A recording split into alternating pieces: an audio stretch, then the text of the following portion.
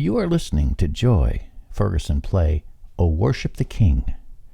We will listen to this in its entirety later on in today's podcast.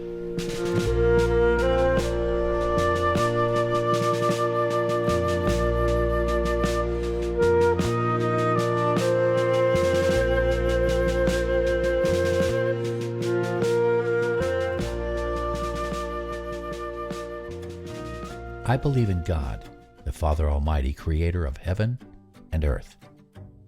I believe in Jesus Christ, his only Son, our Lord, who was conceived by the Holy Spirit, born of the Virgin Mary, suffered under Pontius Pilate, was crucified, died, and was buried.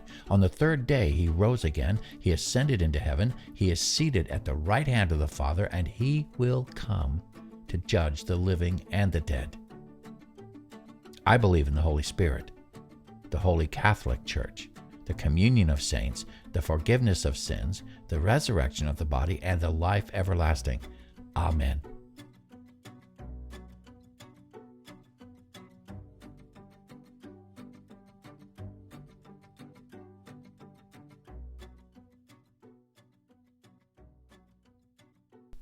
Greetings and salutations. Welcome to another episode of Coffee, the Bible, and Paige. I am Paige, your caffeine-imbued host, and here's my caffeine.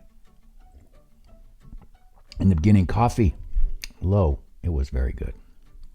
Well, today we're starting into our second half of Ephesians, starting with chapter 4. Today we're going to work our way through the first 6 verses. And primarily Paul is going to be defining what Christian living looks like. He's going to take his theology and say, this is what that theology looks like. First couple verses, he's going to be talking about what a believer looks like. So let's just start there. Verse 1, he says, as a prisoner for the Lord, then I urge you to live a life worthy of the calling you've received. Now, Paul had earlier spoken of a hope, or the future, to which believers are called. Now he focuses on the life, the present tense, the present to which they're called. I urge you to live a life now, worthy of the calling you've received. I'll be completely humble and patient and gentle, bearing with one another in love. Now, humble occurs 5 times in Paul's writings and only once elsewhere in the New Testament. In classical Greek, the word was a derogatory term suggesting low-mindedness and groveling servility. The adjective was redeemed by the gospel to represent a distinctively Christian virtue and stands over against the admired high-mindedness of the heathen. You know, Paul, it said elsewhere in the scripture, don't think of yourselves more highly than you ought. That's humility. It's not a position of weakness, it's a position of strength. Linked with being humble is being gentle or considerate.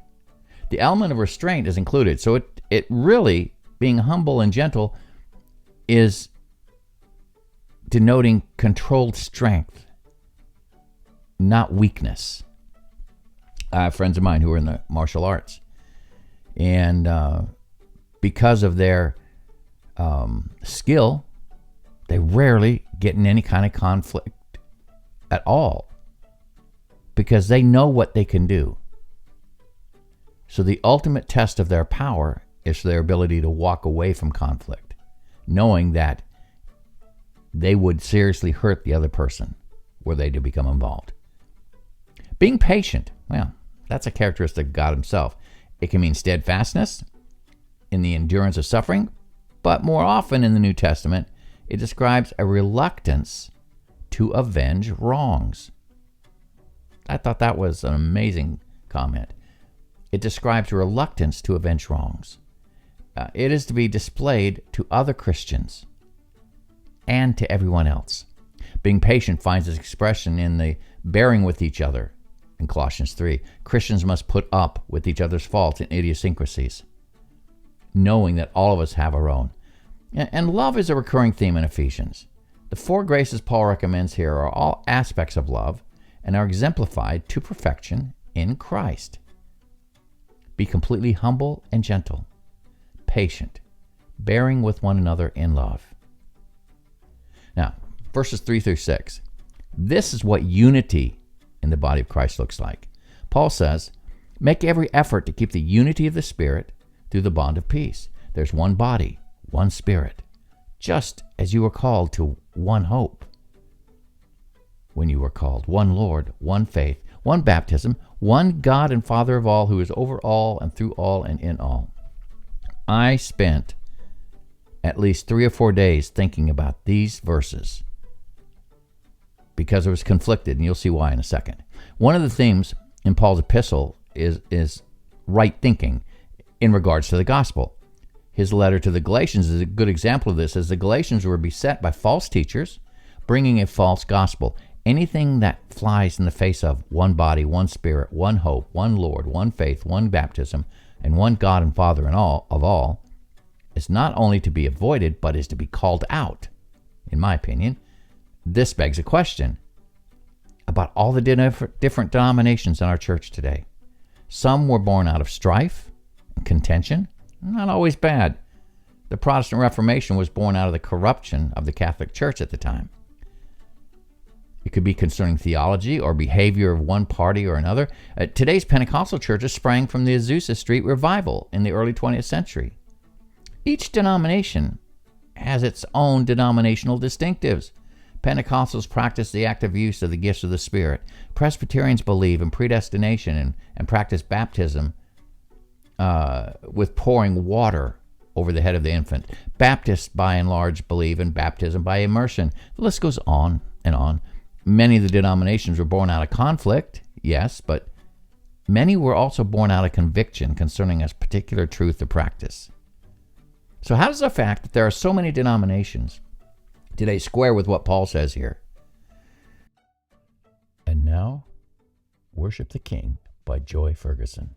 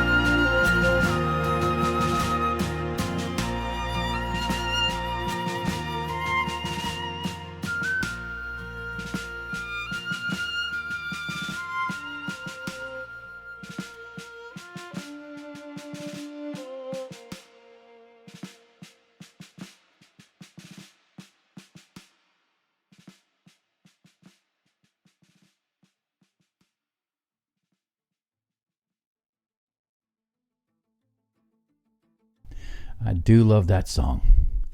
Let's return to our podcast. what unity looks like. I'm of the thought that we have to remember who Paul was talking to here. There were no denominations in the first century, unless you consider Jewish Christians and Gentile Christians to be the first denominations, because there was that conflict. There was only truth and non-truth, heresy. Look to Paul's letter to the Galatians to see the fight against the heresy that was being flaunted as truth to that church by those who were passing themselves off as teachers of the real truth. Those teachers were teaching that Judaism was a way. They were teaching that to be a recipient of God's blessings, the formula was Jesus and being Torah compliant. That's what Paul is insisting on here. He's saying there is one body. It's not different Christianities floating around. Different practices in how believers worship or baptize, yes, but unity demands that these different practices of the various denominations do not cause us to denigrate each other. That would make us accusers of the brethren. That job is already taken. We true believers are all part of one body. There's one Spirit, Paul says. The Spirit of God is the agent of change. He draws us in. He converts us. He changes our heart of stone to a heart of flesh. He enables us to represent Christ in our day-to-day lives. There's one hope. The one hope we're all called to is the hope of heaven. The day when we leave our sin behind and enter into His glorious presence. There's one Lord. It is never Jesus and. He is the way, the truth, and the life. No one can come to the Father except through Him and only Him. One Lord. There's one faith. This is the core set of our beliefs. Our depraved nature, His power to convert us, the death and resurrection of Jesus, the impartation of the Holy Spirit.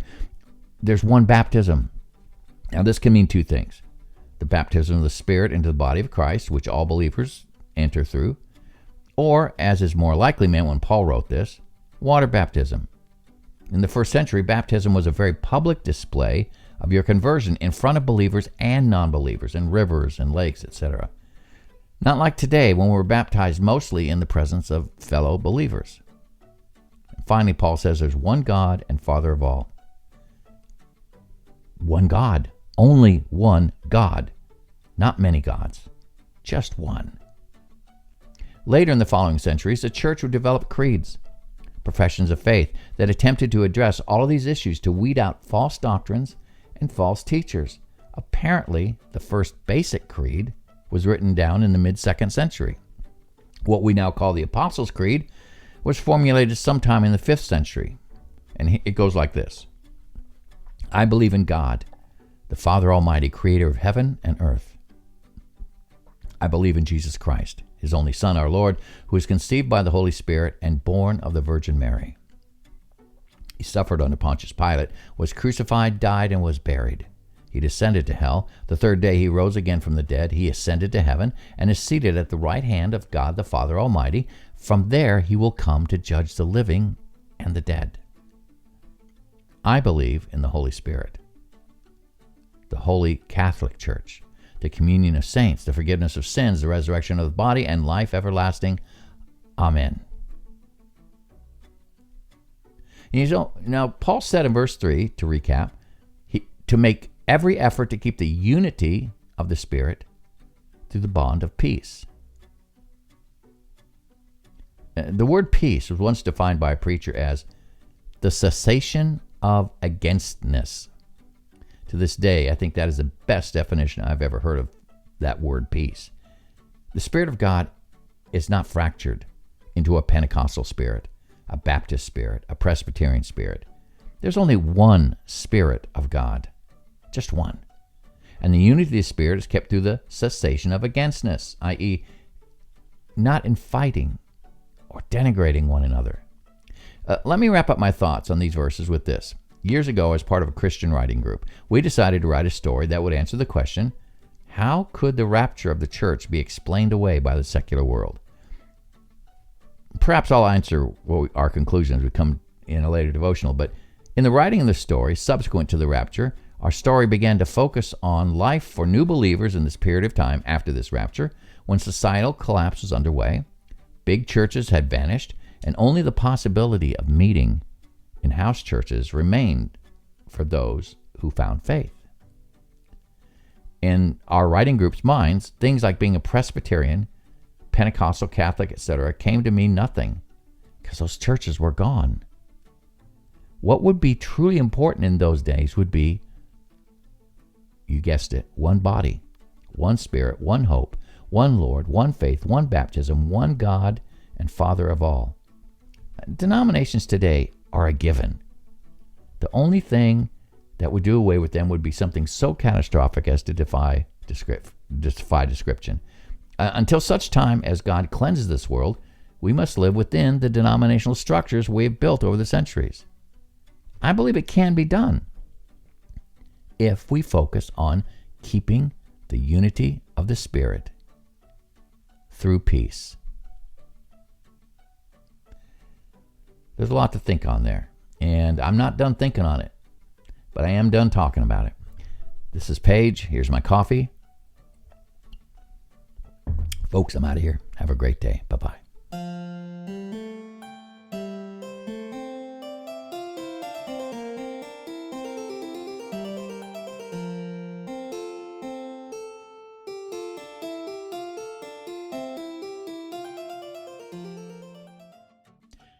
If you have any questions or comments, feel free to email me at Paige, that's Paige, at coffeebiblepage.com.